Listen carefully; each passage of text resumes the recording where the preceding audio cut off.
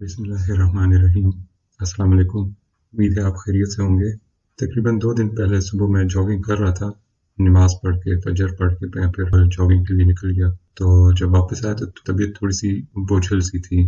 उस दिन कोई जॉगिंग का मज़ा नहीं आया, क्योंकि अभी अंधेरा था तो मुझे कोई ख़ास अंदाज़ा नहीं हुआ कि फ़िज़ा कैसी है।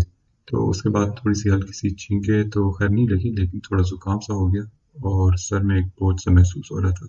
तो उस दिन जॉगिंग के बाद मैं बजाय फ्रेश फ़ील करने के थोड़ा-सा उल्टा बीमार फ़ील कर रहा था। थोड़ी धूप निकली तो अंदाज़ा हो कि वो तो धुंध फैली हुई है। तो इनफ़ैक्ट वो धुंध नहीं थी, वो स्मॉग था। तो आज ज़रा स्मॉग के बारे में बात कर लेते हैं कि ये क्या चीज़ है।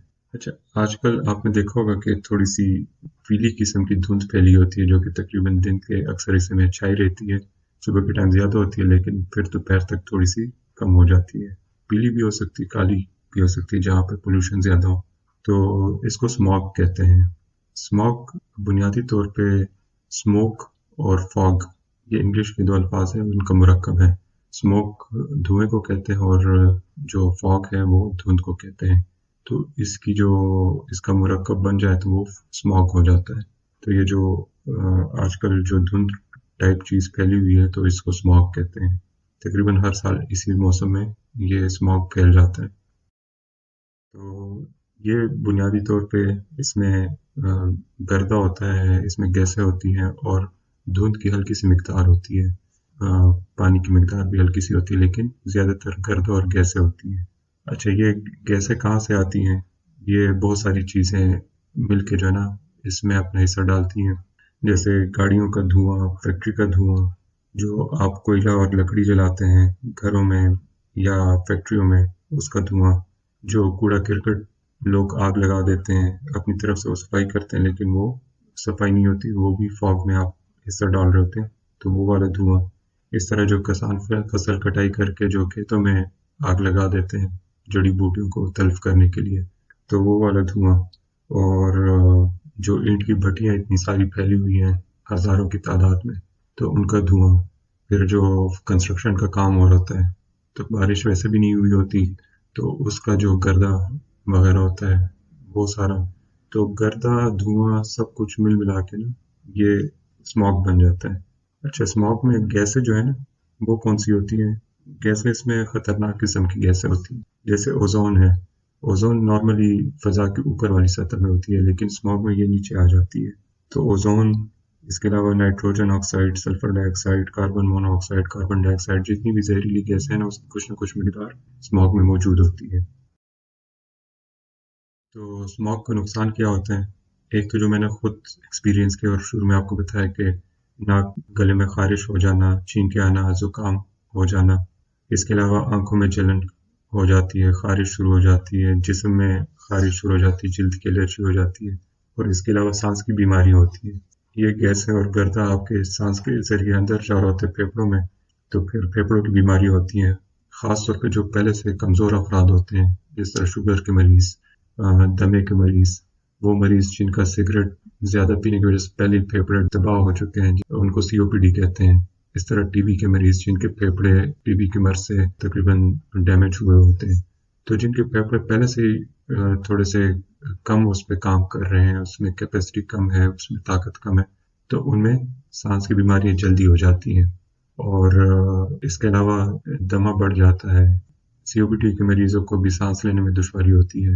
इसके अलावा चूँकि मुदाफ़ियाती निज़ाम कमज़ोर पड़ जाता है, तो जो फ़ज़ा में बैक्टीरिया, वायरसेस होते हैं, तो वो भी स्मॉग के साथ अंदर जाके फिर इन्फेक्शन भी करते हैं, निमोनिया बन जाता है, तो बहुत सारी चीज़ें शुरू हो जाती हैं। इसके अलावा जो दिल के मरीज़ हैं, चूँकि साँस के साथ ऑक्सीजन कम जा रही होती है, तो उनके दिल पे भी बोझ पड़ रहा होता है, तो दिल की बीमारियाँ बढ़ जाती हैं। और इसके अलावा तो ज़ाहिर बात है कि स्मॉग में आपको कुछ नज़र नहीं आ रहा होता, तो एक्सीडेंट भी बढ़ जाते हैं। तो बहुत सारे नुकसानात हैं। दूसरा ये है कि इसके जो गैसेज़ हैं ना, ये वक़्ती तौर पे अगर आपको डैमेज नहीं भी करते, तो दूररस नताइज में, चूँकि इसमें ज़हरीले गैसेज़ हैं, तो दूररस नताइज ये है कि आप अगर मुसलसल इसको एक्सपोज़्ड रहें, मतलब इसमें काम करते रहें बहुत दिनों तक, बहुत अरसे तक, तो दूररस नताइज में फिर ये कैंसर भी बना सकती है। अच्छा, इन दिनों में क्या करना चाहिए? सबसे पहली चीज़ तो ये है कि स्मॉग की आगाही रखनी चाहिए कि उसकी कितनी मिक़दार है, پھر یہ ہے کہ جب اسموگ زیادہ ہو تو اس دن کوشش کرنی چاہیے کہ کم سے کم گھر سے باہر نکلیں، یا دفتر پہنچ گئے تو دفتر سے غیر ضروری نہ نکلیں۔ جو گھر میں رہنے والے ہیں، خواتین ہیں یا بچے ہیں، وہ گھر سے غیر ضروری نہ نکلیں، اور جو ورزش کرنے والے افراد ہیں تو وہ باہر آؤٹ ڈور ورزش بند کر دیں جب تک کہ اسموگ ختم نہیں ہو جاتی، اور انڈور ورزشیں کریں۔ جو جم ہے یا ٹریڈ مل ہے اس پہ جاگنگ کریں، اپنی رننگ کریں، باہر ورزشیں نہ کریں، اور اندر ہی ورزشیں کریں، ایکسرسائز کریں۔ اس کے علاوہ جنہوں نے شاپنگ کرنی ہے تو وہ شاپنگ اگر ضروری ہے تو پھر کوشش کریں کہ مالز میں جا کے شاپنگ کریں، انڈور شاپنگ کریں، اور مطلب مختصراً یہ کہ بلا ضرورت باہر نہ نکلیں۔ اس کے علاوہ جب باہر نکلتے ہیں تو پھر ماسک پہنیں، اور اپنی خوراک کا خاص خیال رکھیں، صحت مند خوراک کھائیں اور صاف پانی پئیں۔ اس کے علاوہ جب گھر واپس آتے ہیں تو نیم گرم پانی کے غرارے کریں، کلی کریں، ناک میں پانی ڈالیں۔ یہ کچھ حفاظتی تدابیر ہیں اسموگ میں۔ اور ہاں بالکل، جو ایک ہے نا کہ جو آپ کے بوڑھے افراد ہیں، گھر کے بوڑھے افراد ہیں جن کو COPD ہے یا ایستما ہے، جن کے پھیپھڑے بیکار ہیں، تو ان کو حفاظتی ویکسینیشن ضرور کروائیں، انفلوئنزا کی اور نیوموکوکس کی۔ اچھا، اس کے علاوہ بڑے لیول پہ تھوڑا سا اپنے حصہ کا کام کریں، کوڑا کرکٹ نہ جلائیں، کوئلہ لکڑی نہ جلائیں، گاڑیوں کی مینٹیننس کریں۔ اگر آپ کی گاڑیاں بیکار ہیں، وہ دھواں اخراج کریں، تو اس کا مطلب کہ آپ بھی اسموگ میں اپنا حصہ ڈال رہے ہیں اور لوگوں کو نقصان پہنچا رہے ہیں۔ تو گاڑیوں کی مینٹیننس کریں، اور غیر ضروری طور پہ ڈرائیونگ نہ کریں تاکہ دھواں نہ نکلے فضا میں۔ اس کے علاوہ درختوں کی کٹائی نہ کریں، اور بلکہ درخت لگائیں۔ کوڑا کرکٹ نہ جلائیں، یہ کسانوں کو منع کریں کہ جو لمبے لیول پہ بڑے لیول پہ آگ لگائے ہوتے ہیں تو وہ نہ کریں۔ اور حکومتی سطح پہ ظاہری بات ہے، فیکٹریوں اور زمینداروں پہ کچھ نہ کچھ ریگولیشن کرنے کی ضرورت ہے، جو کہ کرنی چاہیے۔ یہ بھٹیاں ہو گئیں، فیکٹریاں ہو گئیں، اور جو زمیندار افراد ہیں وہ اپنے کسانوں پہ کچھ وہ رکھیں کہ یہ آگ وغیرہ نہ لگائیں۔